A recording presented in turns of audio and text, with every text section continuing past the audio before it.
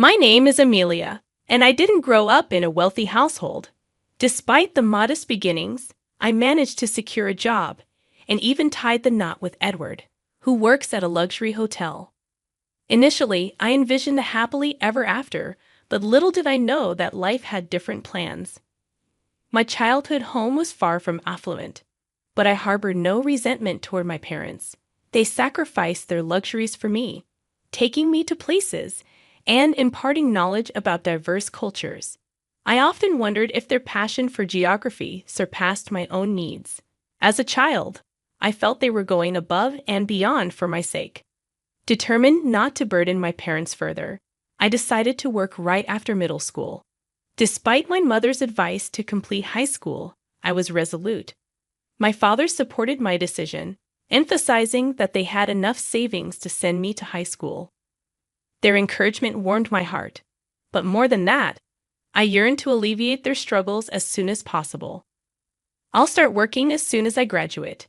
The sooner I start, the sooner I'll earn more, I assured them, though the uncertainty of finding a job loomed.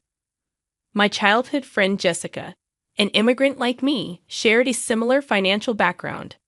Our bond grew as we navigated the challenges together.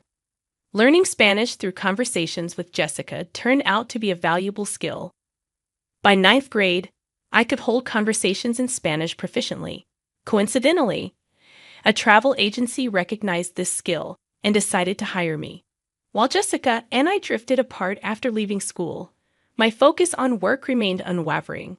Time passed, and at 26, I'd often found myself working in the lounge of a hotel, a place that had become familiar through frequent visits for my job. The high-end yet cozy ambience of the place, along with reasonably priced snacks and coffee on the menu, became our go-to spot for staff meetings. Edward, who worked as a waiter there, managed to strike up conversations in Spanish, likely due to the hotel's international clientele. Occasionally, I found myself in the company of foreign guests, and something just clicked between Edward and me. Our whirlwind romance led to marriage, a profound experience for a girl from a humble background. However, the excitement of starting a new life took an unexpected turn. Prior to our wedding, Edward expressed a heartfelt request. He wished to live in his family home, as he was concerned about his widowed mother living alone. Considering my remote work flexibility, Edward believed it would be convenient for me to keep an eye on his mother and manage household chores. Despite the potential convenience, I couldn't immediately agree. During my initial visit to Edward's family home, his mother's reaction to my educational background raised concerns. When asked about my university, I truthfully mentioned not attending and only completing middle school. Her silent disapproval was evident, and I sensed that she looked down on me. Casually bringing up my concerns to Edward, I questioned whether his mother viewed me negatively. He chuckled, assuring me that his mother trusted him and harbored no ill feelings towards me. With this assurance and Edward's promise to address any issues with his mother on my behalf, I agreed to move in with his family. However, reality struck once I started living there. Despite the warm exchanges between Edward and his mother in my presence, her attitude towards me was markedly different, distant, and cold. "Amelia, just make sure you don't hold Edward back," my mother-in-law would emotionlessly instruct, her tone akin to giving orders to a servant. The disdain in her eyes was unmistakable, leaving me with a lingering sense of being looked down upon. It was a sentiment I couldn't shake off. However, in a crucial moment, Edward stood up for me. "Don't worry. Amelia is doing a great job at work too," he reassured his mother. Yet this defense was met with a brief stern expression from my mother-in-law, a detail I couldn't ignore. Despite this, I resolved to handle any issues that arose my way, thinking that open communication with Edward would make things work out. We began our cohabitation with a positive spirit, fueled by the belief that, as a family living together, we could overcome any potential odd vibes. Unfortunately, reality, as it often does, didn't favor us. One day, while engrossed in my computer work, my mother-in-law abruptly barged into my room, her tone carrying a hint of anger. "Hey, Amelia, when are you going to clean my room?" It needs to be done by 10 o'clock a.m. every day, she insisted, revealing a rule I had never heard of before. I was taken aback, having agreed to handle household chores, but the extent had never been clearly defined. I would have appreciated it if she had communicated this from the beginning. Despite my surprise, I quickly wrapped up my work, apologized, and began cleaning her room. As I diligently attended to the task, my mother-in-law remained in the living room, casually watching TV and munching on snacks. It became apparent that my commitment to my job and schedule clashed with her expectations. Edward had previously expressed concerns about his mother's health. Despite my initial assumption that my mother-in-law might struggle with physical tasks, she appeared more sprightly than I had imagined, effortlessly commanding me to clean her room. Once that task was completed, she promptly instructed me to start preparing dinner, emphasizing her preference for bland flavors. This unexpected request was followed by a directive to go shopping for ingredients immediately. While I thought it might be too early to start cooking, I decided to comply and headed out for groceries. Upon my return, I found my mother-in-law predictably still at leisure. Suppressing my irritation, I chose to hold back and focus on getting the chores done. Perhaps she was testing my patience, and I believed she would eventually understand and appreciate my efforts. However, this hope lingered for months as the demands became increasingly nitpicky. Whether it was a complaint about being 5 minutes late with the laundry or dissatisfaction with the cleanliness of the bathtub, the nitpicking reached an almost obsessive level. Before I realized it, I found myself shouldering all the household chores while my mother-in-law continued to laze around at her leisure. The growing concern that this situation might adversely affect my job prompted me to take action. Waiting until evening when my mother-in-law had retired for the night, I decided to confide in Edward. I shared my frustration, expressing that I felt constantly criticized and fatigued. To my surprise, Edward chuckled dismissively and said, "Come on, that can't be true. Mom's a kind person. There won't be any issues as long as Amelia doesn't do anything strange. Please try to get along with her." He simply wouldn't believe me, perhaps because my mother-in-law consistently doted on him and never voiced complaints to me. When Edward was present, she would even suggest that I take a break and enjoy some tea. Despite these occasional moments of respite, my patience with the relentless cycle of household chores was wearing thin. I found myself tethered to domestic responsibilities throughout the day, often working on my job late into the night. Honestly, my trust in Edward was waning, and without a change, the mounting stress threatened to overwhelm me. In the midst of this turmoil, my mother-in-law dropped a bombshell. "Amelia, I'll be away for about a week in roughly 3 months. Make sure you keep the house in order, okay?" This revelation caught me off guard, and when I inquired about the sudden trip, she casually mentioned that Edward had suggested an overseas vacation.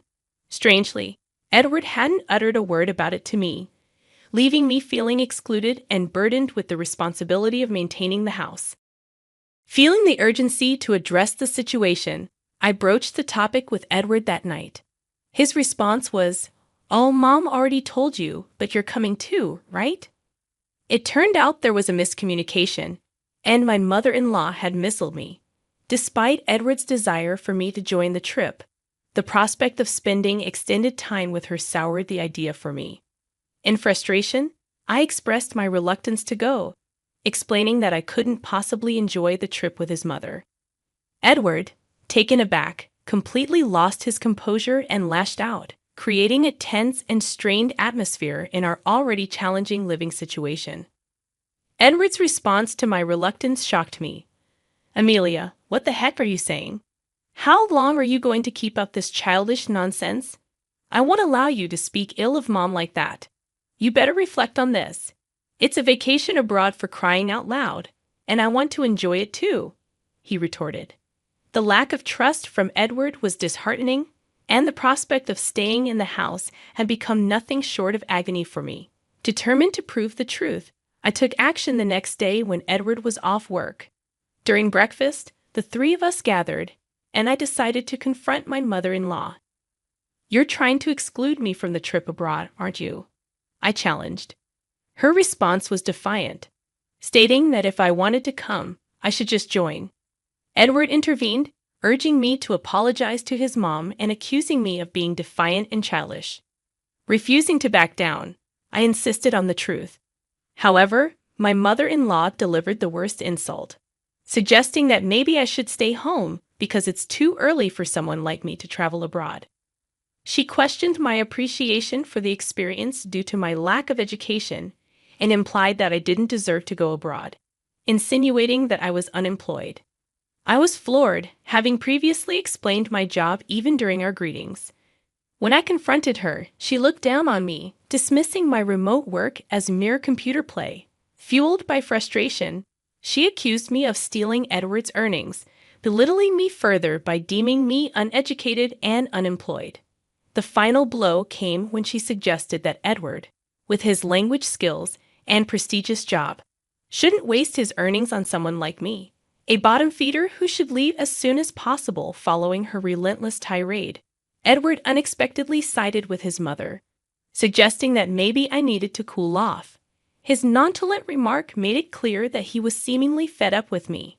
In that moment, I reached a breaking point and decided I couldn't endure this toxic parent-child dynamic any longer. Despite my mother-in-law telling me to leave, I wanted confirmation, and when she reiterated that I should go, I accepted.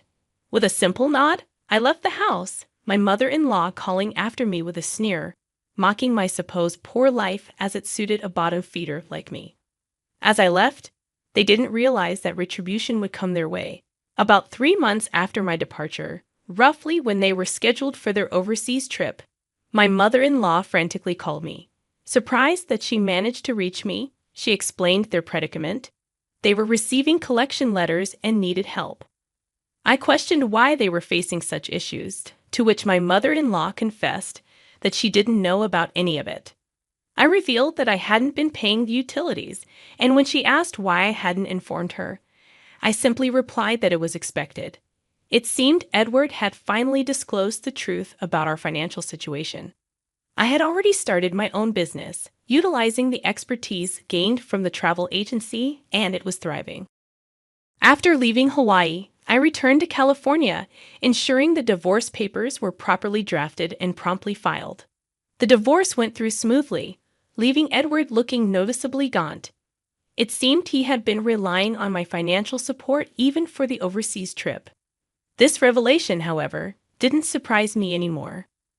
It turned out that both Edward and my mother-in-law had been living a luxurious lifestyle on my father-in-law's wealth until it ran out.